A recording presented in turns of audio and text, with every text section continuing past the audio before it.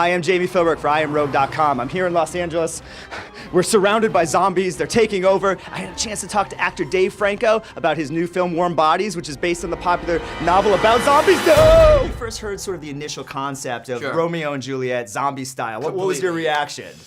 It's like, all right, this could go either way very hard, right? It's like, this is going to be awesome and fresh and a new look on the zombie genre, or it's a just giant mess. But then you throw Jonathan Levine as the director. You throw Nicholas Hoult as the main kid. And John Malkovich, Teresa Palmer. The pedigree is incredible. So, I don't know, man. I'm drawn towards projects that are at least trying to do something original. And even if all of them don't work, thank God this one does. It's just like, I just admire people who are trying to just break the mold, you know? Yeah. Go out on a ledge, try to take a big swing at something. Totally. Yeah. You mentioned John Malkovich. You got a scene with him. How awesome was it being on a set with Malkovich? It was incredible, man. I mean, at first, obviously, it's a little intimidating. It's like, I'm just going to kind of let him dictate how this interaction goes.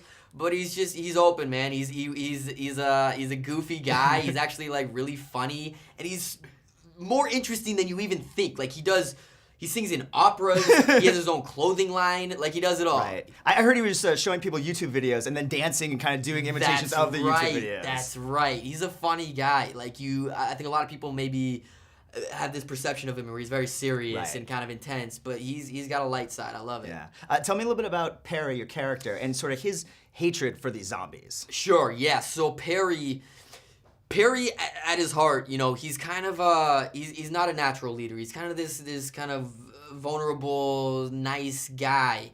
But because he sees his dad killed in front of his eyes because of this zombie apocalypse, it hardens him and it makes him just, you know, have this one-track mind.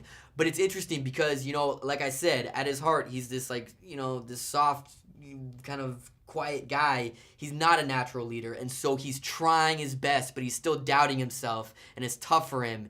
And all this is coming across within, like, you know, 15 minutes on screen. It's a lot to portray, but it's hopefully a pivotal role. Yeah, you did well. You did well. Thanks, pulling man. that off. Yeah, it is tough having limited screen Thank time. you. Yeah.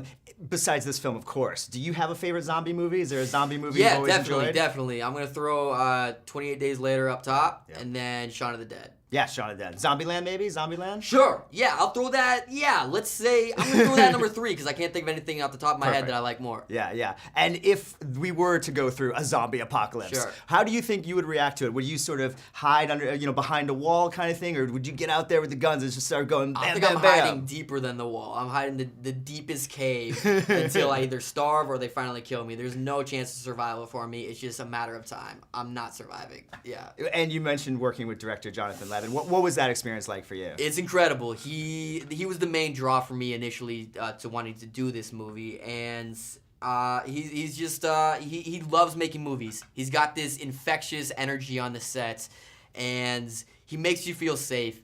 He really, you know, actors can be insecure at times, and he coddles you, but not in a way that feels insincere. You know that he's not going to move on unless he's actually happy with what you guys are doing.